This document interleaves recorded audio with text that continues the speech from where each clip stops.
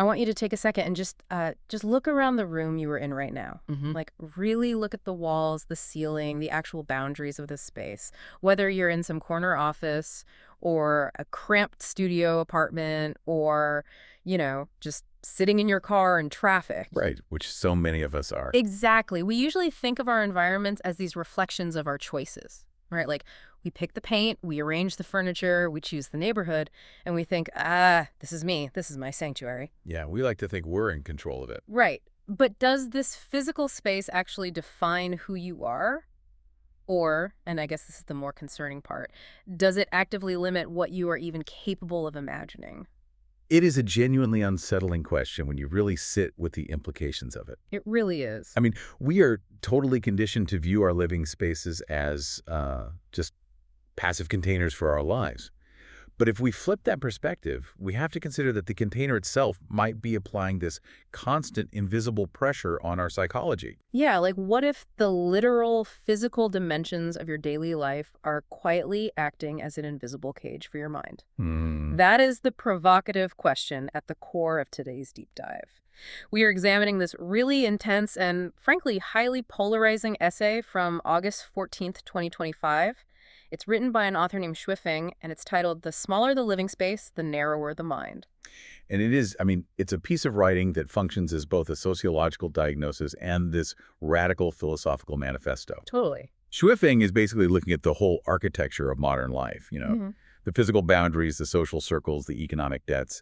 And he's arguing that almost all of us are trapped in a machine that is specifically designed to shrink our consciousness. That's heady stuff. So So our mission today is to explore his argument that these physical and social boundaries restrict our mental capacity.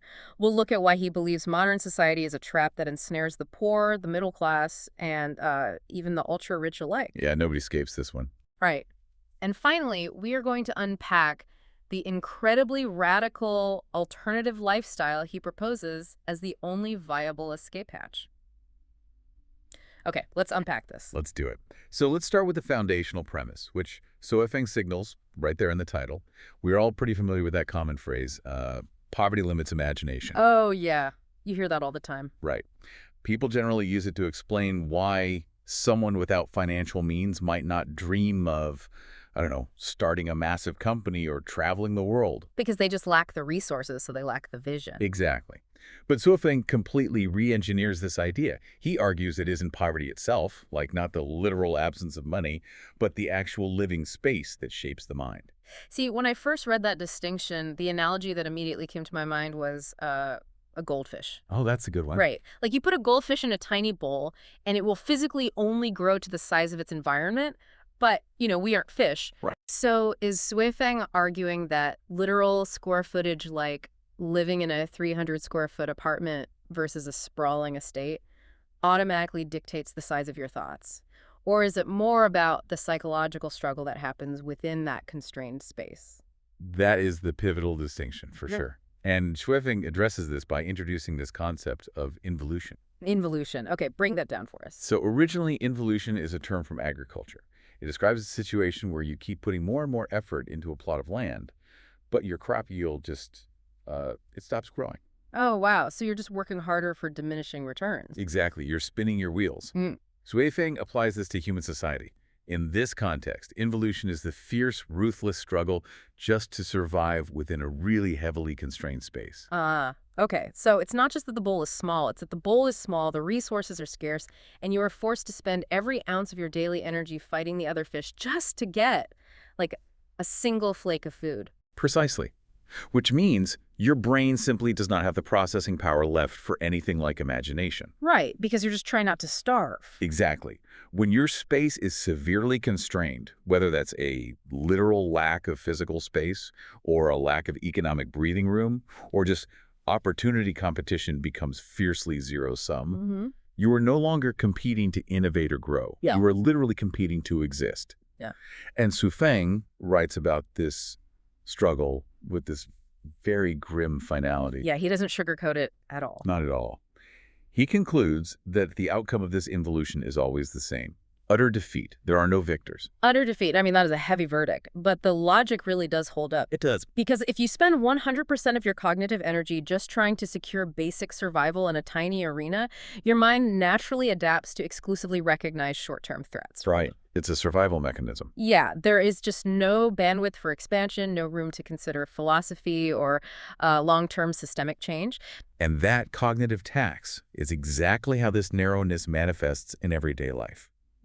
Sui-Feng identifies two specific kind of invisible walls that trap people, particularly those who are struggling at the bottom of society. Okay. The first is what we can call the social wall. Now, this part was fascinating. Because you might assume that if someone lives in a really densely populated area, like a crowded apartment building or a busy urban neighborhood, their mind would actually be exposed to a million different ideas. Yeah, you think so, right? Yeah, because they are interacting with dozens or even hundreds of people every single day. But interaction does not equal expansion. Sui-Feng points out that for those trapped in hardship, their social circle might be numerically huge, but is intellectually identical. They are all swimming in the exact same bowl of involution. Exactly. Because everyone in that circle is operating on the same survival mode bandwidth, their minds remain at the exact same level. They just echo each other's anxieties and survival tactics. Wow. They are trapped in this shared mental inertia, completely unable to break free and rise to a new insight.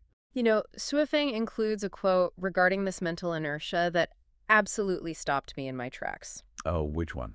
He poses this striking philosophical question to the reader. He says, if my life is full of worry, pain, anxiety, and struggle, how can my understanding be correct? Oof. It cuts right through the ego, doesn't it? It totally does. Because we all want to believe our worldview is the right one. Naturally. But if your personal formula for living is constantly producing a result of anxiety, pain, and struggle, then mathematically your formula has to be fundamentally flawed. Right. Yet, as Driffing observes, the mental inertia in these constrained social circles completely prevents people from seeing that. Even when they're clearly mistaken, they will stubbornly insist they are right. Yeah, they double down on the very thinking that is keeping them trapped in the first place. Exactly. Why do we do that? Well, admitting your foundational worldview is flawed requires a massive amount of psychological safety. And that is exactly what involution strips away. Oh, that makes sense. When your space is that narrow, your opinions and your stubbornness might be the literally only things you feel you truly possess. Wow. So you cling to them as a defense mechanism, and that leads directly to the second invisible wall he talks about, which is the geographic wall. The absolute refusal to leave familiar ground. And he's not just talking about not being able to afford a moving truck here. No, not at all. Yeah. Sui-Feng is describing a profound psychological paralysis. It is the fear of the unknown, completely superseding the misery of the known. Mm-hmm. People become terrified of leaving the physical regions they are used to, or abandoning the one type of work they know, even if that place or that job is just slowly destroying them. Because it's a known quantity. Right. Sui-Feng argues that changing your living space forcefully sparks inner transformation. It shatters the daily routine and forces your thought to expand to process new stimuli. Okay, I see. But if you remain fixed in a single physical and mental corner, your mind hardens, it calcifies, kind of like clay left out in the sun. What a great visual. And when inevitable change finally does come, because let's face it, industries shift, economies crash, life never stands still, you are left completely helpless and bewildered because you've lost the neuroplasticity required to adapt. He pulls in this brilliant piece of ancient wisdom to illustrate this point, too. He quotes, "A tree that is moved dies. A person who is moved lives." That's such a powerful line. It is, because we constantly use tree metaphors for ourselves. We talk about putting down roots or finding stable ground. Yeah, all the time. But human consciousness isn't a plant. Staying completely stagnant in one physical or intellectual place isn't stability for us. It's sensory deprivation. Yeah. Movement, friction, new spaces. That's what keeps the human mind alive. Absolutely. Now, if we pause here, it would be very, very easy to interpret this entire essay as a critique aimed solely at the poor. Oh, for sure. A listener could easily be thinking, well, this is a tragic analysis of destitution, but hey, I have a decent house, a good job, I take vacations, I have plenty of space, so my imagination is totally fine. Right. But Sui-Feng completely flips the script here. This isn't just a critique of poverty, it is an indictment of the entire modern human condition. Really? Yes, He applies this exact same diagnostic logic to the upper and middle classes. He levels the playing field entirely. I mean, he looks at high officials, learned scholars, billionaires, the people we traditionally view as the undisputed winners of this involution game. Yeah, the ones who supposedly made it. Right. Society looks at them and says they possess the biggest living spaces imaginable. They have penthouses and private jets. They won. But Suifeng dismantles that illusion by looking at their internal reality. He argues that if these so-called successful people do not pursue what he calls heaven, and we should definitely define that term carefully in a minute. We will, yeah. But if they don't pursue it, they're essentially no different from the destitute in terms of the actual meaning and value of their lives. Wow. Before we get to his definition of heaven, I just want to touch on the imagery he uses for the elite here, because it's striking. He calls them just passing travelers, as fleeting as a night-blooming flower. It's very poetic. It's poetic, but it's also just this devastating dismissal of their entire life's work. Like, you bloomed, you accumulated all this wealth in the dark for a brief moment, and then you died. Yeah. What did it actually mean if your internal state was still just tethered to stress and ego the whole time? Exactly. And to understand what Suifeng actually means by heaven here, we have to completely strip away our traditional religious assumptions. So no playing harps on a cloud. No harps, no clouds. He isn't talking about the afterlife at all.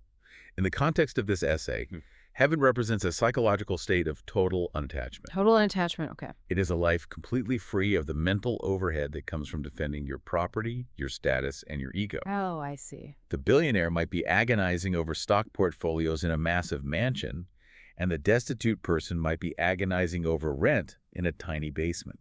Right. But the internal living space, the actual mind being trapped by worry, anxiety, and the fear of loss, it is identical. Man, which brings this critique crashing right into the living room of the modern middle class. Oh, big time. Like, if you are listening to this deep dive on your commute right now, sitting in a car you are currently making payments on, driving to a job you basically endure just to pay for a house you are barely ever in, Suifeng is speaking directly to you. He really is. He points straight at the middle class, seeing them collapsing under mortgages, car loans, and the intense, constant burdens of funding their children's education. And he calls this the mortal program. The mortal program. Yeah. It is the socially accepted checklist for happiness. You know, you get the degree, you buy the car, you secure the 30-year mortgage, and then you push your kids onto the exact same treadmill. Right. But when you look at the psychological result of all that, it is just another form of involution.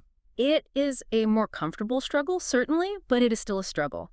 One that leaves the mind filled with dread and exhaustion. And he asks this piercing, almost accusatory question of the middle class, who are now maybe losing their comfortable lives due to global economic shifts. Yeah, he essentially asks, when you had it good, when you lived a comfortable life with a surplus of resources, why didn't you pursue heaven? Right. Like, why didn't you pursue unattachment? Instead, you took your surplus and just used it to buy heavier chains. Because a mortgage is, quite literally, a geographic and temporal boundary. Oh, totally. It legally and financially ties you to one specific piece of physical space for 30 years. You are volunteering for geographic stagnation in exchange for this perceived security. You basically bought the cage that hardens your mind. Okay, so let's recap this. The poor are trapped in a vicious circle of physical survival, and the elite and the middle class are trapped in these gilded cages of debt, asset management, and fleeting status. Correct. Both paths lead to an internal life dominated by worry and dread. So, if the entire architecture of modern society is a trap, what is the actual way out? Because Suifeng clearly believes there is one. He does. And this brings us to the real climax of his argument. Suifeng presents a radical alternative, a solution that he actually claims has already been functioning successfully for 2 decades. Here's where it gets really interesting. Yeah, it really does. He calls it Lifechanyuan's second home. Because his solution requires a massive, completely uncomfortable paradigm shift. Huge. He describes Lifechanyuan as this magnificent, joyful model of production and life, a living vision of paradise, or what he terms the heavenly life. But to enter it, the requirements are absolute. Right, and the text explicitly states that walking this Chanyuan path means foregoing houses, cars, and conventional family ties. Now, I have to pause and push back on this a bit on behalf of the listener, because giving up your house and your car is one thing. Like, okay, that's radical minimalism, fine. Sure. But demanding people sever conventional family ties, that sounds incredibly isolating. How does cutting yourself off from your own family cure social isolation? Doesn't that just build a different, much colder, invisible wall around you? It's a vital question. And honestly, it's a point where a lot of readers might instinctively just reject his philosophy outright. I mean, it's a huge ask. Exactly the logic. The idea isn't to isolate you at all. It's to replace the narrow, anxiety-ridden bonds of the nuclear family with a massive communal network where survival is a shared guarantee rather than an individual battle. Wow. Going back to your goldfish analogy from earlier, Shuefeng isn't saying we need to give the goldfish a slightly larger bowl made of gold, which is basically what the middle class tries to do. Right, because a bigger bowl is still a bowl. The glass boundaries are still there. The Chanyuan path is about taking the goldfish and releasing it into the ocean. The boundaries disappear entirely. Like, it's a wild shift. But to survive in the ocean, you Yeah. can no longer operate like a fish in a bowl. You have to learn a completely new way of existing without those glass walls you used to rely on for structure. It requires a terrifying leap of faith. It does. You essentially have to look at everything society tells you matters. Your Mhm. property, your bloodline, your individual status, and recognize it as the very thing suffocating you. Swefeng actually writes about looking at the masses of people who are just constantly fretting over food, shelter, illness, and death. He says his heart is full of pity, compassion, sorrow, and regret for them. Yeah, he sees them ensnared by life's curse. But he delivers a very hard truth along with that pity. He says, heaven aids only those who seek it. Which is him stating that he cannot force you out of your cage. Right. If you cling to the anchors of the middle class because they feel safe to you, or if you refuse to yearn for something higher than mere survival, you choose the mortal program. You are volunteering for the anxiety. According to Swefeng, yes. The only life that never wavers amid all the terrifying economic and social shifts of the world is this heavenly life of total unattachment. He sees it as the only way to leave worry, pain, and fear behind permanently. So what does this all mean? We've covered immense ground here today, from the cognitive tax of cramped apartments to the psychology of involution, all the way to the radical proposition of abandoning private property and the nuclear family entirely. It's a lot to process. But I think the most important takeaway is that whether you agree with the radical communal lifestyle of Lifechanyuan or not, Right. whether you are actually willing to walk away from your mortgage and your current Life Shofeng's diagnosis of the modern condition is terrifyingly sharp. That's a great point. You don't have to take his extreme medicine to realize his diagnosis of the disease is absolutely spot on. Precisely. His work really forces us to cultivate this acute awareness of our surroundings. We need to audit our lives and ask, are my environments, my debts, and my stubborn social circles acting as tools for my growth? Or are they prisons of my own making? Is my mental inertia keeping me locked in a state of anxiety just because I'm terrified of change? Shofeng really challenges us to see the invisible glass of the bowl. It is a profound wake-up call about the physical and mental architecture we all just accept as normal. Which brings me to a final thought I want to leave you with today. Right. Let's go back to that ancient wisdom Shofeng quoted earlier. A tree that is moved dies. A person who is moved lives. Such a great counter-narrative to everything we are taught about stability. It really is. But let's be realistic about your life right now as the listener. You might be listening to this and realizing you are completely tethered to your current physical and financial reality. Yeah, that's just the truth for most of us. You have the lease. You have the aging parents you care for. You have the career. You cannot just pack up, abandon your property, and join a utopian community tomorrow. Right. So if you cannot physically move your body out of the bowl, what is the intellectual or digital equivalent of moving the tree? How can you radically change your internal living space, shatter those invisible social echo chambers, and introduce entirely new, uncomfortable ideas into your daily routine without ever packing a single physical box?